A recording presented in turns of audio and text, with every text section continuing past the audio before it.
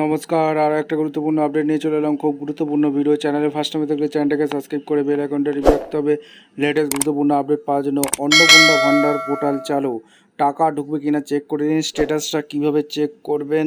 1 June থেকে 3,000 টাকা পাবেন। টাকা পাবেন কি না স্ট্যাটাসটা চেক করে নিন। 3,000 টাকা পাওয়ার জন্য এই স্ট্যাটাসটা চেক করতে কীভাবে করবেন আজকের এই ভিডিওতে বিস্তারিতভাবে ব্যাখ্যা করব। চ্যানেলে ফার্স্ট টাইমে থাকলে চ্যানেলটাকে সাবস্ক্রাইব করে বেল আইকনটা টিপে রাখবেন লেটেস্ট গুরুত্বপূর্ণ আপডেট পাওয়ার জন্য।